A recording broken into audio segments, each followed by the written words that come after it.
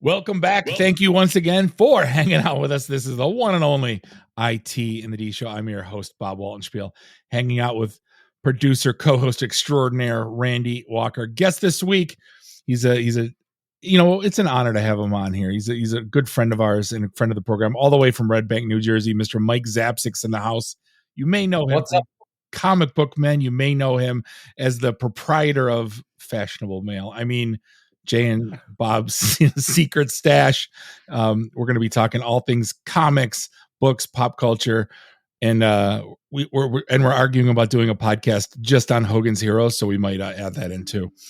But hey, you can. I know that's another one. You can find us online, itinthed.com, and do us a favor, give us a like on the socials, subscribe to us everywhere fine podcasts are sold. Don't forget meetup.com/itinthed. We got one more at Nancy Whiskey. And then we're going to be at Scout and Ferndale, back in the old Embrew, for the rest of the winter. Fantastic. The basement, which is like a pinball room, perfect for us nerds. Remember, no cover, no speakers, just a bunch of IT folks talking shop.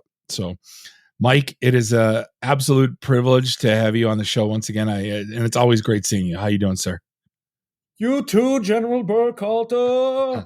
It's awesome to see you guys. You guys are awesome. And I love the fact that you threw a Hogan's Heroes reference in there for absolutely no reason. For no reason. No, because that's are you guys really going to do a Hogan's Heroes podcast? I would love to. That's one of my I don't know how we came upon that, but that's one of the things that always makes me laugh when I talk to you, is it's like one of few people that can appreciate, because here's the thing. My grandparents were German immigrants, and it's the 1950s. They came over. They left Germany, went down to Yugoslavia, couldn't get back because the border was closed. So they came here. So here they are, the 1960s, whenever Hogan's Heroes was, in the late 60s, early 70s, and that was like that and Lawrence Welk. You couldn't get them off the TV for those. And I'm looking at, and now as an older adult, I'm looking at this going, God, Grandpa was like in the shit, bombs dropping, and he wants to watch this slapstick comedy of like a Nazi POW camp sitcom. Blew my mind. Yeah, of course he did, because I mean, he probably knew a dude who had a radio inside of a coffee pot. Right. The buffoon, and that's the thing, like the buffoonery of the absolutely the boardroom. So it's what this reminds me of? It's the I'm a Shane Gillis junkie lately, and his latest bit was something about the Special Olympics, and he goes, and I love it. I got a bunch of Downs people in my family, and blah blah blah. But he goes, but imagine the first time that got brought up in a board meeting. He's like, we should race these. It's like, how that. Yeah, that's well, at least they're not like racing them what is that, the Yukon, the Iditarod, they're not like chaining them together. Did you see the Paralympics, the swimmer with no arms? I know, but he does like the dolphin kick, and his feet are going 3 billion miles an hour, and he won. He set a record. No arms. I've never seen it. Like you need to go on YouTube and just go no armed Paralympic swimmer. That's called survival right there. I mean, you got no choice. It's like you win or you die. Well, that should be the thing, that you win or you die. The commentary was funny. He's like, something about, because he just has to, his head smashes into the wall because you can't touch it. Mm-hmm. So he's like, it's a race between his head hitting the wall and the neighbors. He's got to beat his arms of his competitor. And so like the commentators are making cracks, and you're watching. But that's like, you don't want to say anything like negative about it, but this is the triumph of the human spirit, correct? Yeah, absolutely. Of course it is. But to take those free shots is that's like the lowest hanging fruit you can get. And why would you want that? But what the Olympics has become, I'm like rooting for that. I watched a few of the things in the Paralympics. It was dope. Like it was like impressive. Like running in a straight line. Like I've seen it before, but like those guys with those metal, like I don't even know what to call them. They look like highlight sticks as legs, and they're flying running. Oh yeah, That was fantastic they're watching getting that. like, and I think they're like made out of like space age like titanium Oh metal, yeah. so they're like aerodynamic. You they're running, and like if there are holes in them, you hear whistling, and it's like this is pretty fucking dope. Right, right, You know? right. As they're running, you hear the Chariots of Fire theme going. You're like, where's that coming from? It's like that's his legs. Randy has no idea what we're talking about. Chariots of Fire. Do you even? Not even clue. Not I one know clue. that song. I'm looking at Randy's face, and I'm like, you're all these things. Zing, We you should know, have a counter on all the references we make that he has no idea what we're talking about. 33. Bing. One of my favorite topics to talk about with you and you found a new audiobook called Surely You Must Be Joking on the making of the movie Airplane, which is by far number one with a bullet, my favorite comedy of all time. Absolutely, because you did a list of your top 10 comedies. Yep. And from what I understand, you got a lot of shit for that. Some of it from me because you forgot 3 ones. So here's the thing. Everyone that gave me shit, I was like, yeah, whatever, off. But you was like, I was literally disappointed. Like I was like, I felt like I let you down that I didn't put Night Shift in there as an honorable. It was a big one. That was Better Off Dead, but you did redeem yourself with Better Off Dead. That was an honorable mention. So I was like, yeah, there you go. And I forgot too. I forgot UHF and Back to School in my top 10. Yes. And very big ones. But you know what? That's the great thing about comedy is that it's so subjective. And if you, we were listening to, like I said, the Surely You Can't Be Serious, how Airplane got made.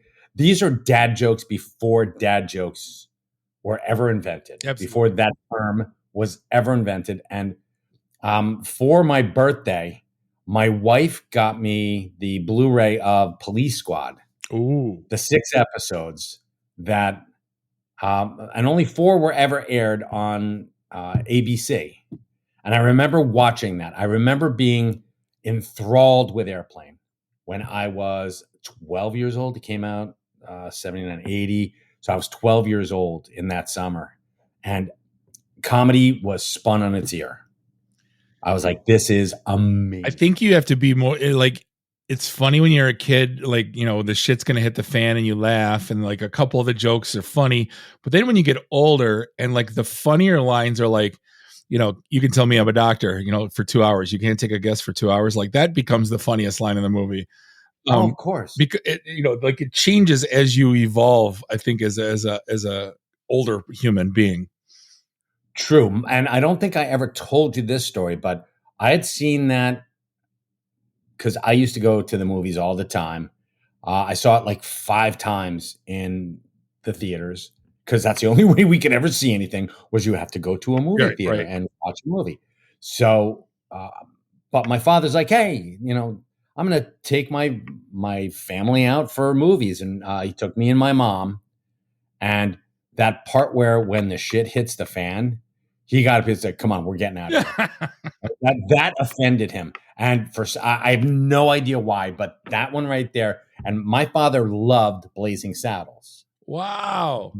My father absolutely adored Blazing Saddles, thought that was the height of comedy, which at that point it was. That was the benchmark of comedies. Mel Brooks, genius. And God love him, he's still with us. History of the World, the remake, besides all the Nick Kroll scenes, was actually pretty fantastic. I don't have Hulu. When I finally figure out how to bundle all my shit together, then I'm gonna get Hulu again, and then I'll watch it. And I happen to like Nick Kroll. I think that when he was on Comedy Bang Bang and he was Chupacabra, he was great. I don't dislike him. It was too overkill. It was too much Nick Kroll. Like when you're History of the World, like I don't like Dom DeLuise as Caesar. It wasn't Dom DeLuise. He was playing Caesar. With this, it was almost like he was being Nick Kroll as whatever character he was. Okay. Yeah. Cause everybody, well, isn't that the way that life goes? You know, we go through those cultural shifts. Yeah. And we've got people who portray people, but then now we have, I think it's the De Niro effect. Because De Niro doesn't play a character. De Niro's De Niro. Right. So you're Pacino, watching De Niro, you're it's like, all, yeah. eh, okay. It's De Niro as Jimmy from Goodfellas. Right. So yeah, So now, have we talked about the movie Zero Hour? Do you like? So you're on this we briefly touched on it last time, but I mean, I have watched it. It is fantastic, and they go through it's the step by step process that they how Airplane got made. They talk about Kentucky Fried Movie. They talk about their origin story completely. Like they were out in Wisconsin, out in Milwaukee, and they made these fun little videos. And at a time when nobody was making videos, the only thing that you had was Super 8, but they were like cutting edge. So like one of their father's friends had video equipment that they could use, and so they used it, and they cut together all these quirky little things, to make each other laugh. And that was what it started out as. Two brothers and their best friend who their main goal was to make each other laugh, which is admirable. That's the best way to do something. I mean, isn't that everybody's childhood was trying to make your friends laugh? Some of us weren't funny. That was Yeah, that's the thing, and again, comedy's subjective. And if you're not funny, you get that sense. You figure out you're not funny very early on. right. And then once it turns into fart jokes, like, all right, I'm going right for the bottom of the barrel. And well, of course. And again, low hanging fruit. Nothing wrong with that when you're starting out, but I would hope that people try to be a little more cerebral in their humor. Right. So if you don't know the 0 Hour story, basically they bought this 1955 airplane-esque movie about, it's the same premise. Like all the passengers and the pilots get sick from the food, and they need like it was a Vietnam pilot, or no, I'm sorry, in 0 Hour it was like World War II pilot. That's why they had the prop planes in Airplane. Yeah, literally the entire premise of it, like except for the one-liners, like was added in. The whole romance thing between Elaine and Ted. It was the same thing. It was like, and here's the best part: the guy that played Kareem Abdul-Jabbar in the original, like, was the tight end for the Steelers. So they actually went and got an athlete to play Roger Murdoch. But everything is like, wow, I've never been in a plane before. And then here comes do you ever see a grown man naked like that? So as you're watching this black and white side by side on YouTube, like I tried to watch the movie, Mike. You can't. It's painful. It is very painful. And I have watched it. And I've watched it for just the documentary purposes, because, actually, the Elaine character and the Stryker character, the Ted Stryker character, are married in 0 Hour. Oh, yeah. And she was like leaving him or something. Yeah. So, and same basic premise, but they were saying that they used it as their skeleton for this. And Elaine and Ted, they wanted a romance because you need something to hold all this crap together. And one of the brilliant things about Airplane is you're watching it, and it's a 747, and they didn't move it. They didn't move the plane at all. When you're like looking at the scenes, it may move a little bit on the strings, but you can see the handle on the back. Yeah. Yeah. And also they're using prop engine noises, not jet engine noises. Right. Prop engine noises. I'm like, this is genius. These people are brilliant. I had knee surgery about a month and a half ago, and the nurse is telling me and my wife, as I got out of anesthesia, I come to. I vaguely remember it. I thought it was a dream, but she said no, it was real.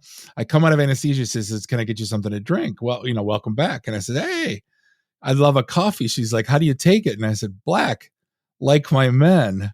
And then I said it so deadpan, and she looks at me. She's like, "Who's here with you?" I'm like, "My wife." And then I go, because here's the thing: like with surgeries, that they don't let you eat the day before. Of course. So imagine I'm getting surgery on Friday. I haven't eaten since like 6 o'clock Wednesday. So then I go, Yeah. when I leave here, my wife's going to take me and we're going to go. And I started listing off all the sandwiches I'm going to eat today. Like, I'm like, we're going to go get this sandwich. We're going to get that sandwich. Anyway, You had a plan. The nurse should have been like, there's a man with a plan. see? Yeah, So exactly. I like the cut of his jib. um, I wish they wouldn't have done Airplane 2. I'm not going to lie. Me neither. But it wasn't the Abrams and Zucker, Jim Abrams and the Zucker brothers. They just cashed a check. It's REM's fourth album. It's it's every band you love. Oh my God. Caddyshack 2, essentially. Actually, there's one for Caddyshack 2. There's one line which is Jackie Mason. It's one of the greatest movie lines of all time. And he talked about reincarnation. He said, "If I can come back as anything, I'd come back as a woman's bicycle seat." Just in that delivery, it was just chef's kiss. Thank you, Jackie Mason, for the one line in Caddyshack 2. Yeah, your entire career led up to this, and the fact that I had to watch it. You know what I wanted to tell you? It was a tough watch too. I watched. I'm going to bastardize it. Is it Kurosawa, the guy that Lucas took the inspiration for Star Wars on? Yes. And there's that samurai movie that The Seven Samurai. That it followed of those two goofballs, which are R2D2 and C3PO, and it's like the movies through their eyes as they are traversing through this war. I sat through that. That's a tough watch too. I'm not going to lie. Yeah. Oh, Kurosawa, because it's like watching The Seventh Seal. Ingmar Bergman is a genius over there. Yeah. Over here, he's a tough watch. Over here, he's where is John Wick in this movie? Because if he's not, I don't care. Well, and that's the thing. You had two Godzilla movies come out back to back. You had the Kong plus Godzilla one, which was hot garbage. That was one of the shittiest movies. It'd be great if I was 8 years old, but I mean, as an adult, it's shit. And then you had -1. In my opinion, that's the best Godzilla movie of my life. Like, hands down. I thought that was like freaking one of the most perfect movies like ever. I can't argue with you on that one. The 54 Godzilla for me, it was a slow, draggy mess when I was 7 or 8 and it came on in the 4:30 movie. It was amazing. So I was like, this is, and we look at that stuff through the lenses of nostalgia. Sure. So for me, that was, that old stuff is just like, oh, that's amazing. Like, there's a movie, I don't know if you ever saw it. It was called Bad Ronald. It was a made-for-TV movie, and it had Kim Hunter in it, who played Zira in Planet of the Apes. She plays Bad Ronald's mother. Bad Ronald accidentally kills a girl who wouldn't go out with him. And so she builds these catacombs through her walls in her house. And so she hides him in there. And he has this like little shadow existence until she dies. And that, I swear to God, that fucking house went through probate so fast. There was another family in there, no lie, like within an hour of her death. So you're sitting there going, what the hell? Is this an after-school movie? This was one of those like, a movie of the week. With Sunday Night Mystery Movie or whatever. Meredith Baxter Burney and Not Without My Anus, like something like that. Oh, no. Oh my God. No Meredith Baxter Burney. Thank you very much. I did like a Kathy Rigby. She would have been in it. Okay. Maybe Glynis Johns. Someone would have, one of those people. Right. Speaking of perfect movies or imperfect movies, I think I wasn't a huge Deadpool fan in the first one. The whole fourth wall thing was weird to me. The talking to the, I gotcha. And don't get me wrong, Mike, we talked about this 100 times. If I didn't read the books, sometimes these references go over my head. Of course. But by this one, the Deadpool Wolverine, I've done a full 180.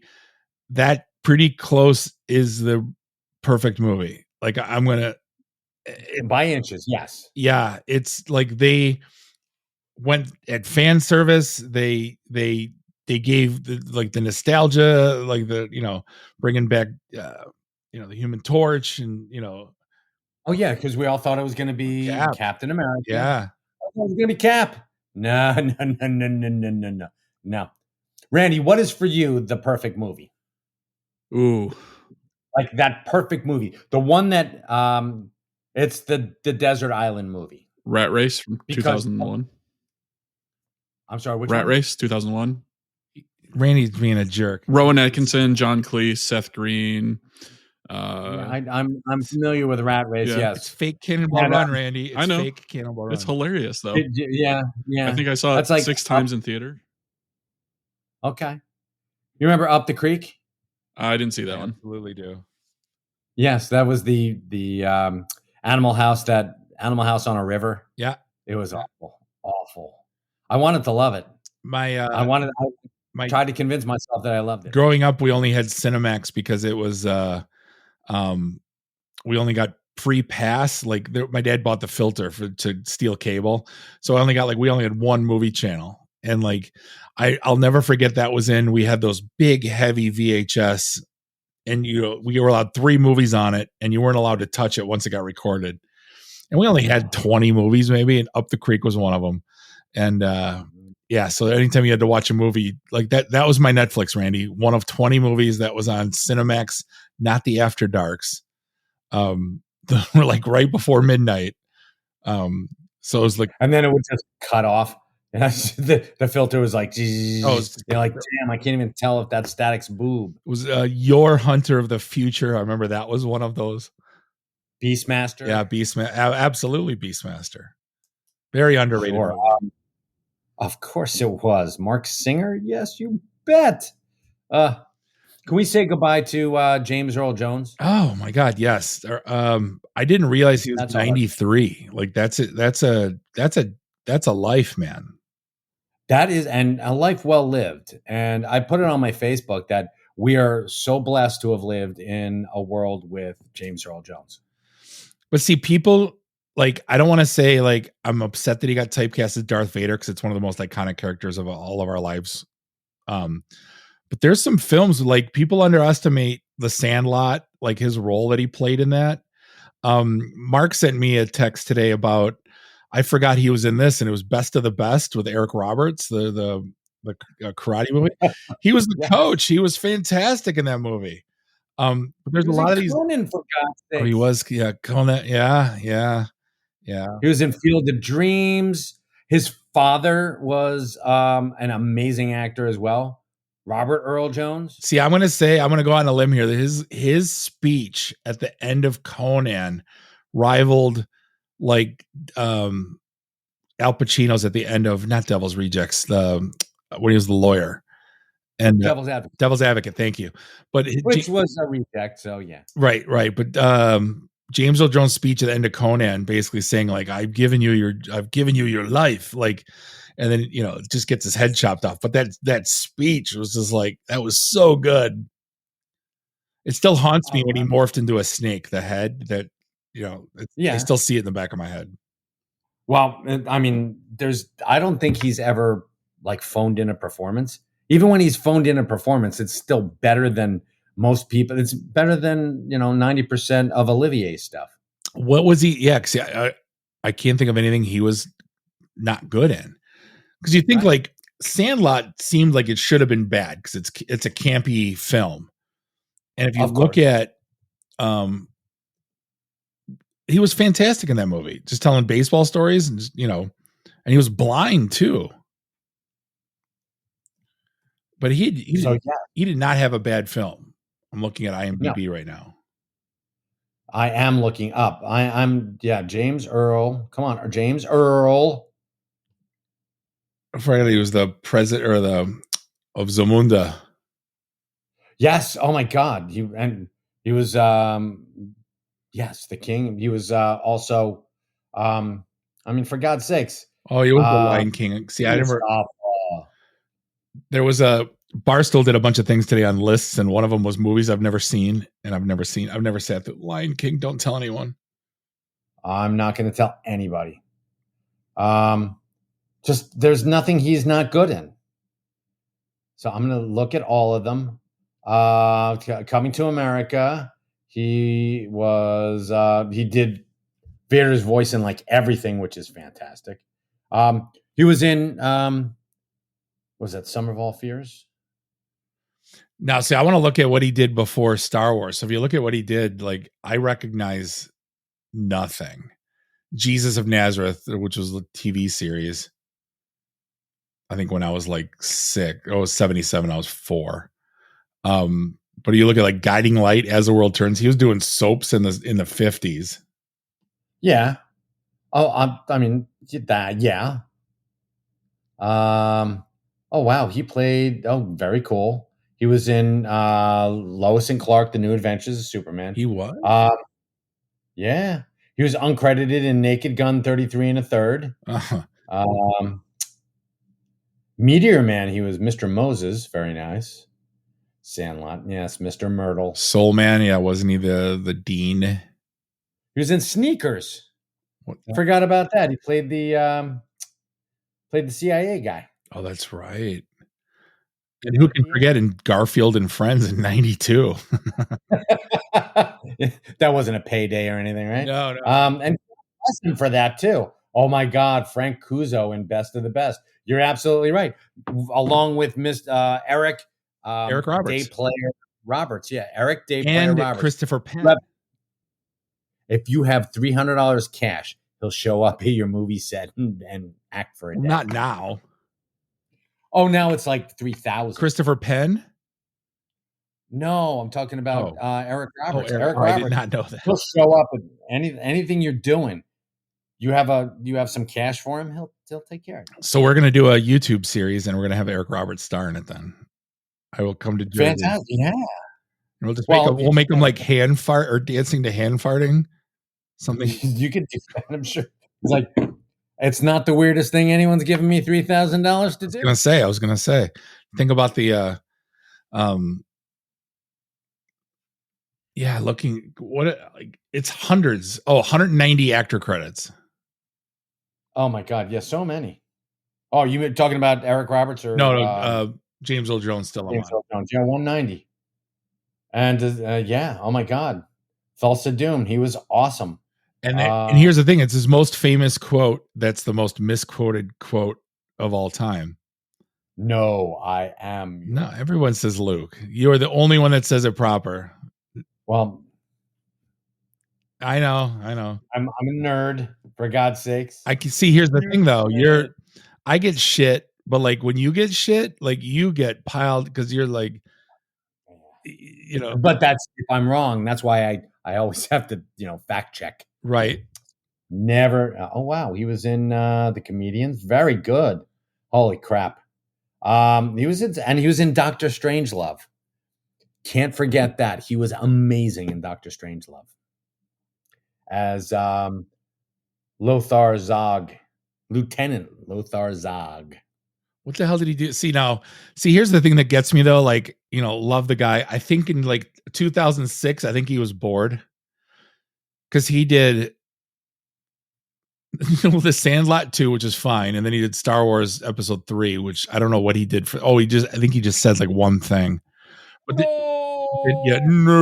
But then he did Benchwarmers, Scary Movie 4, and Click with Adam Sandler, which are 3 of the not wouldn't put those at the top of any Mount Rushmore. Yeah, they're not going into the Smithsonian anytime soon. I think then at that point they're like, "Hey, you want to do 2.5 Men? Yeah. Want to do Welcome Home, Roscoe Jenkins? Sure. Want to do House? Yeah." Like at this point, James Earl, guess what? You owe the IRS. So here's what's going to happen. Right. Want to do According to Jim? Third Rock from the Sun? You bet. Yeah, sure. Well, Third Rock was good. I never watched Third Rock. There's a few here. Mike, me and Laugh Track sitcoms did not have a good track record at all. I'm with you. I got that. 2.5 Men. I watched sporadically. I did. I like the Drew Carey show every once in a while. Oh, and by the way, your man Sam Richardson is in Kevin's newest movie. Is he really? Yes. He's I introduced a friend of mine who's here. I don't know if you met Tulio when you were here, but he never saw The Detroiters, and I don't know how he never saw it. And we sat on Paramount Plus and streamed the whole first season, and he like peed his pants. Like, this is the best, one of the best shows ever done. Like, if anyone, here's the thing. Like, if you weren't in, like, if you were in Chicago, why the hell would you watch the Detroiters? And I understand, like, we listen to the band Chicago, so it doesn't work the same backwards. It's the export import kind of right thing. right I get you. But the show it was obscure, and there was a lot of references, and like I remember one of the gals that sat next to us I think at the Comic-Con, no it was the one at Macomb College. She was like, it was in one of the episodes where they it was a fantastic episode. They were on the 4th floor of this building and the 3rd floor was empty. So he used to have like his poop box. So he'd have like the special toilet paper and the magazines and like all of this stuff. And he would always go down to poop on the 3rd floor. Well, this tech company moves in and now he doesn't get the bathroom all to himself. And like, it just ruins his life. Like, he's completely beside himself. But the way they set it up, it's like literally you pee your pants laughing. It's like that was so well written. It was so well written. It is. And those guys are amazing together. But it was Lorne Michaels too. That's like at the end, you're like, dude, Lorne Michaels put this out. Like, yes, but it was Sam and Tim. They wrote it. You could tell from their older, like, here's all right. So you're gonna argue with me on this. Not argue with me. You're gonna tell me I'm an idiot. Once you do that, so that's like the Kenny Powers to me. So the problem is with Eastbound and Down is Kenny Powers was such iconic character to me. I can't watch The Righteous Gemstones and I can't watch Vice Principals because it's Kenny Powers to me. I completely understand. So the Detroiters, they were so ingrained to me as those characters that I couldn't watch the new show. I can't even tell you the name of it that Tim Robinson did, that I will see clips that are funny, but I didn't watch it. The one they're bringing it back. Yeah, I know what you're talking about. I forget the name of it too. But I can't watch it because of that. Well, did you watch Wonka? Did you see the Timothy Chalamet Wonka? I think you should leave is the Tim Robinson thing. You know what? I'm gonna go out on a limb and say I enjoyed it. I did too, but it had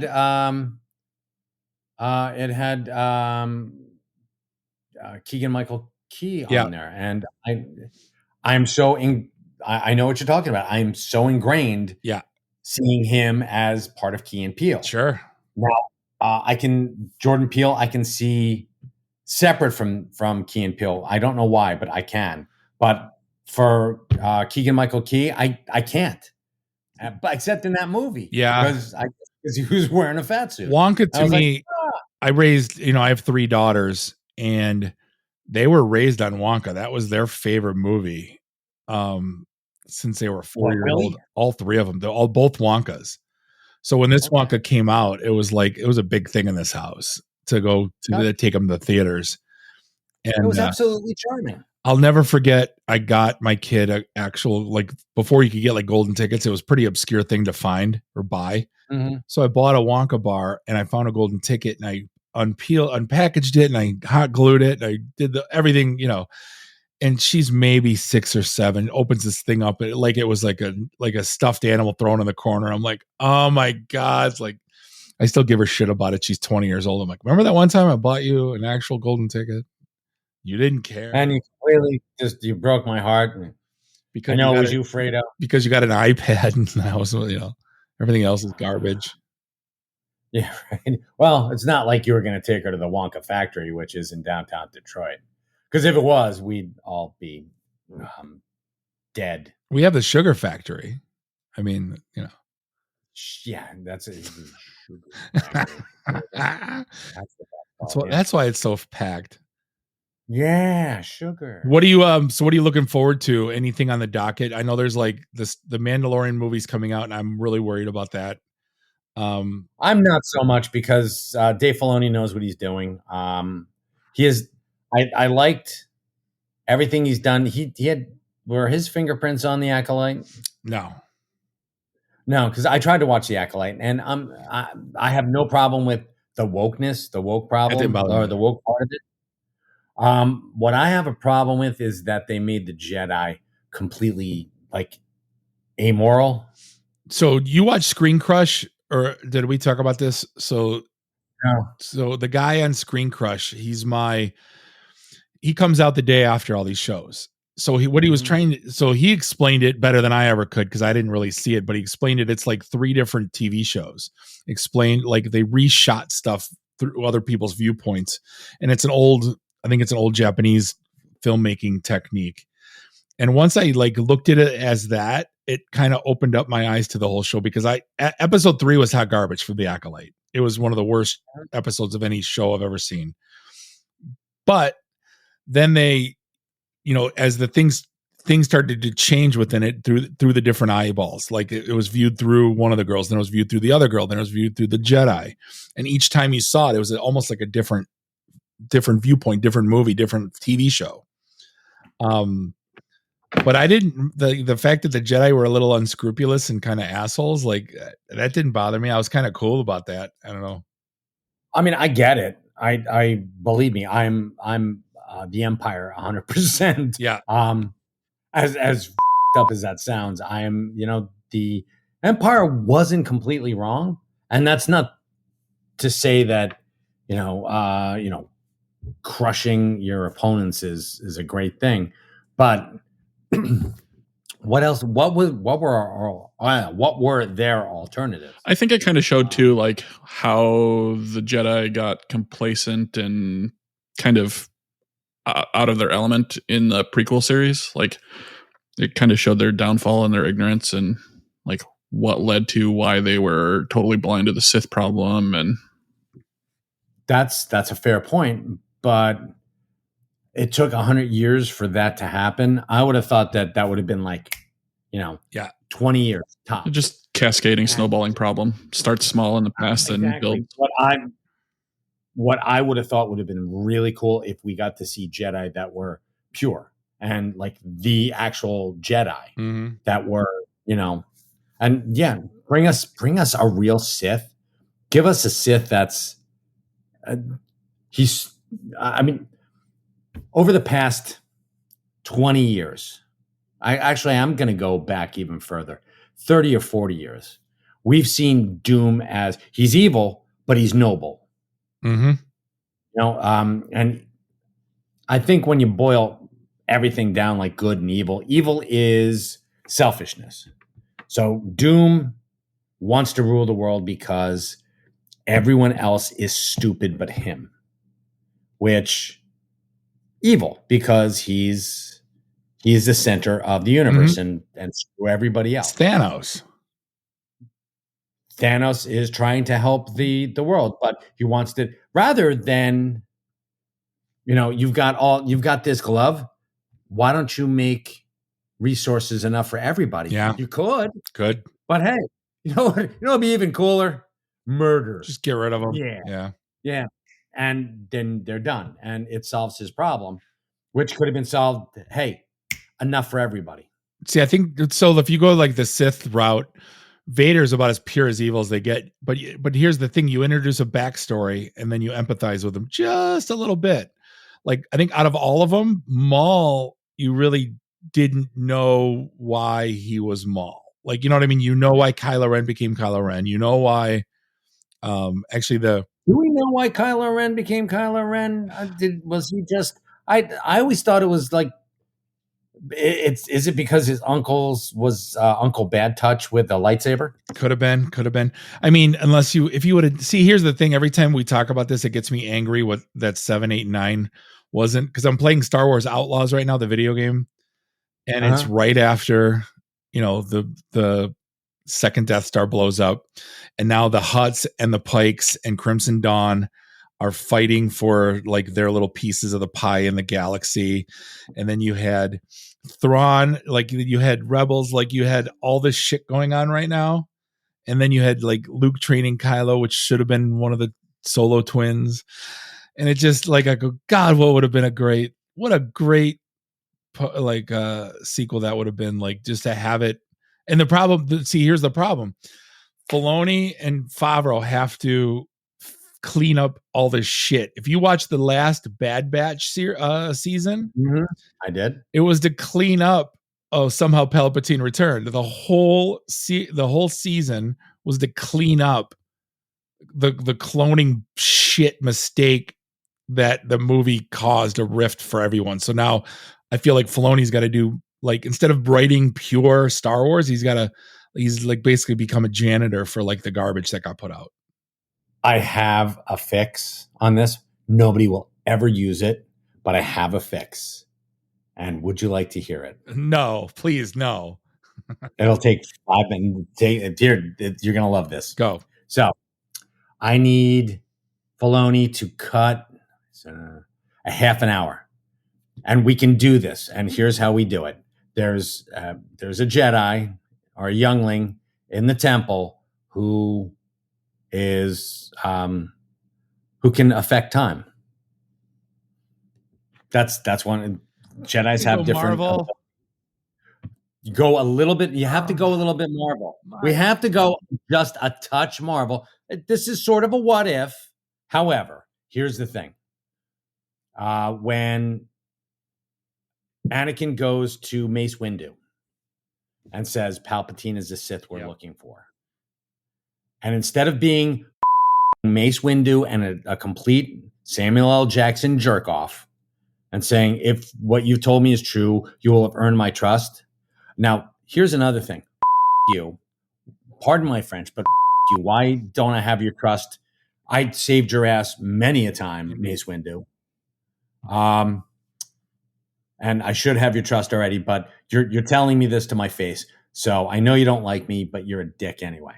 So in this one instance, Mace tells him to go back to the temple.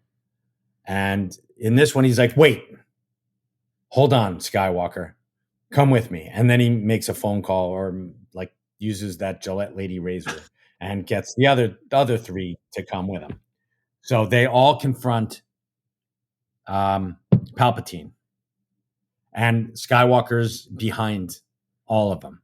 And he says the same things. Oh, it's treason then. And he looks over, he's like, I'm surprised at you, Anakin. And he just goes and he shreds the other three, as he does, like in 7 seconds. Right. But they've got him on the ropes. And, they're going back and forth, and Palpatine kicks Anakin away, and then he takes out Windu, takes out his hands, and then cuts off his head. And this way, there's no coming back for Mace Windu. Sure. And he's like, this is your last chance, Anakin. I can still help you save Padme. And force push to the ground. And Anakin Skywalker is, about to become the chosen one. And he's like, screw you, Palpatine. You've been using me for years. He's like, I don't know how I could be blind. Do one of those soliloquies, and he's got him, and he raises up his lightsaber, which is flashing white, and he's about to strike him down, and a red saber comes right through his chest, and he falls to the ground, and he turns around, and he looks up, and he's like, you, and out of the shadows comes Anakin Skywalker. Palpatine cloned him on the off chance that something like this was going to happen. Oh, so I'm thinking this is in like 2 or 3. You're talking this is in 7, 8. No, this is in. This could be in 3. That's what I was. Yeah, that's what I was thinking when you were talking. I was thinking this is in 3. It is in 3. And the 2. Okay, all right. Yeah, so it changes nothing, but it changes everything. Yeah. So Anakin Skywalker fulfilled his destiny, became the chosen one, was about to destroy the Sith once and for all, and was taken out by Anakin. Because Palpatine really had no place in 7, 8, and 9. Like, you did not want or need him. He wasn't though. So what the way Lucas came out with a new book, and I don't know if I'm sure you've read it. I'm preaching to the choir here. I'm teaching Babe Ruth how to play baseball. But apparently, so it was Maul was still alive. Maul was teaching Darth Revan. Mm-hmm. I only read it, so I don't know what the pronunciation is. Sorry. So that was like that was the big. So like then Luke was training. Then you had the Solo twins, and then you had Thrawn and Ahsoka, and you had the Rebels, and you had all of that, kind of like 3 or 4 stories, kind of the way Star Wars does things. And like that was, I don't know what the end would have been if it would have been like Luke versus Darth Revan or whatever that would have been, but it was like that's what it was, or if it was whatever it was go to. Yeah, whatever it came towards the end, like it might have been another battle with Maul. I don't, whatever. But that was all the components that should have been in 7, 8, 9 with the Hutts and and you could have put the Mandalorian in there. I don't think anyone would have cared because unless you had the series, I don't like the people like. I think maybe you had to do the series first to like introduce him into the world. True, that would have been cool. That would have been very cool. And my thing, you're absolutely right. Dave Filoni, he had old man Kenobi kill Darth Maul just to clean up continuity. He's like in a cartoon. Yes. You're one of the things that I had to clean up before I could take Luke to. Well, we've already had timeline change in season 4 of Rebels 2 when Ezra pulls Ahsoka through the world between worlds to save her from Darth Vader. So we could do another. We could do another timeline change somehow. Yeah, you could. So now that's in there, yeah, there's precedent. And they'll never do it. They will never do it because it upsets too many apple carts. However, like I said, it's the whole Raiders of the Lost Ark thing, where no matter what Indy does, it doesn't change the outcome. But I think like this Mandalorian movie, it's almost like it's 7. Like it should. That's what it should be called. Like that would see now that would I would love that. Yeah, that would be great. And if they did do, they teamed Mandalorian up with Boba again, where he is the crime lord of Tatooine, which I'm all for all day. Making that because he is now like the Ronin. He is not the Ronin. He's the master of that domain, and he's a kinder, gentler one. So much better than Jabba was. At least he's not feeding anybody to his nice rancor. Seriously. He probably would have to, wouldn't he? I mean, those things they'll eat just about anything, but yeah. You eat them, feed them. You just push banthas once a week. I think they'll be fine. All right. That's good. But in the video game I'm playing, you can go to Tatooine and you can go into Luke's house and like they have the blaster marks on the side of the wall and the outside of the door. So like they went really detailed, like Han Solo's still in there. Like if you go to Jabba's palace, so you need to get basically the Hutts need to trust you 100%. And then you get to go into Jabba's palace in the video game. And like the details were impeccable. Like I haven't gotten there yet because it's like a 80-hour game for the nerds that played it. I think I've 2 hours in. I don't have the time for it. But anyway, I can't. I'm looking forward to. I'll be buying tickets day one. Whenever it comes out in 2020, whatever 6, 7. I'm there. I can't wait till Superman comes out. That's one I'm looking forward to. What's the spin on this one? Is it the nuclear man comes back to life? Is that would be hey, you know what? I vote for that one. No, this is Solaris. This is the rogue son from the 853rd century. We're going to find out how Lex Luthor got that going. And I think Brainiac's in it. We get Guy Gardner, and I'm pretty sure Hawkgirl. Oh, so we giving me some Solomon Grundy. I would love some Solomon Grundy. Yeah, that would be fantastic. But I want him in Creature Commandos. And Bizarro. I thought Bizarro should have been in BVS anyway. Like I feel like they missed. I think they hinted when he went to the moon or whatever, and that face. I go, oh, he's Bizarro, and then it wasn't. I was like, yeah. You know what? I'm absolutely. You know what? They should have done that. They should have done that like 100 times. Like that should have been Superman 3 instead of him fighting. Yeah. Alcoholic himself. Actually, Nuclear Man was signing at like a really small comic book shop on in Sterling Heights, Michigan last weekend. Was he wearing his banana hammock? I have no idea what he was wearing. I didn't go. And he's like what, 70 now, and still got the hair. Do you know who? You know who was a sweetheart as an old man? Was the greatest American Hero, not spelled Gyrohero. William Catt, I believe his name is. William Catt is a great guy. I've met him twice. It's funny that I'm shocked that people are really nice these days at these things. It is. Yeah. It's pretty cool. Right? But the fact that he was like over the top nice, it was refreshing. You know, I'm going back about 10 years, but one of the nicest people I've ever met at like one of the dinkier shows was Julie McCullough from Growing Pains. Oh God. Yeah, this is kind of a sweet story. So I went up to her. I'm like, and my disdain for Kirk Cameron is well known. Did you say where's Boner? No. Oh my God, no. Oh, poor Boner. I was talking to her and I said, I'm a huge fan of yours, you know, yada, yada, yada. She was in like Robin's Hoods or whatever, like one of those WB shows or CW. Very cute kind of show. And I was talking to her. I'm like, I'm really not a big Kirk Cameron fan.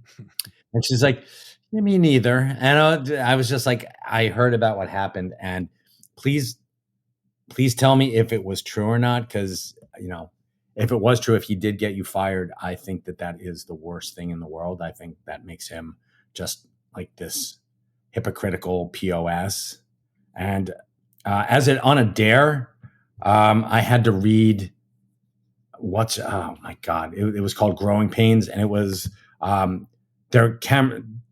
Kirk and the other Candace Cameron's mother wrote, you know, Growing Pains, you know, teaching my children how to be Christian in a Hollywood world. And I was like, oh my God, this is awful. And, you know, she was talking about, you know, buying their clothes at Sears and at Kmart and how like lower middle class family they were. And I was like, that's fine, but you taught your kids the wrong lessons. You know, that fundamental Christianity is like this thing that you should use as like a sword and a shield, right, and cut down your enemies with it. I was like, really? Come on. And she was just really sweet. She's like, look, I don't want to talk bad about him. It's water under the bridge. And I'm like, yeah, I know, but I just want to make sure that, you know, I'm not hating on him for the wrong reasons. Like, you're not. Fair. You really aren't. She's like, it did happen. He did get me fired. And I'm, you know, like I'm moving past that, and I've forgiven him. And I'm like, that's nice. I'm not going to, but it's nice that you did. See, I am mad at William Caddy. He turned down my business proposition to him, and it wasn't go back in the alley. No, I wanted to open up a chain of Greek sandwich places called the Greatest American Gyro, and that would be great. Yeah. And that would be great. Actually, shockingly, I did buy that domain at the bar that night. Never went. That doesn't surprise me at all. Oh, there's a few that I've looked at throughout the years. Actually, if you go to the old Detroit Applebee's story, if you go to DetroitApplebee's.com, it goes to the podcast. So nice. Yeah. Right. I'm not getting rid of that one. That one's worth its weight in gold. So goddamn. Mike, we're gonna cut you loose. I can't thank you enough for spending time with us. It's always too long, and we could sit here till 6 a.m. But I know you got to watch the Jets game, so such a mean person. And Randy, would you do me a favor and just shut the hell up? Seriously, I tell him all the time. Talk too much. Jesus, couldn't get a word in edgewise. But hey, listen. Love you guys. Love you more, man. If you're ever in Red Bank, go see Mike. He's at the Jay and Silent Bob's Secret Stash. And then watch reruns of Comic Book Men if they're, I forget, what are they on Tubi? Who knows? Pluto. I hear one of my entrepreneurial fellow comic book men is selling them at Comic Cons in bootleg form. So I thought that was a joke that he was finding them as bootlegs, not that he was actually selling them. No, he was selling them. Shiza. With everybody's, I swear to God, with everybody's signature on there, but Kevin and mine. Well, no shit. Yeah. Story for another day.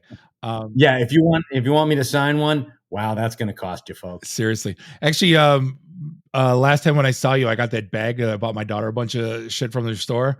She uses that as her book bag at Michigan State University. So that's awesome. Yeah. So Fantastic. anyway, we're going to wrap things up on behalf of Bob and Randy. Do us all a favor, drink up your drinks, get your phone numbers. You don't got to go home. You just got to get the hell out of here. See you next week. Drive careful. Beat it.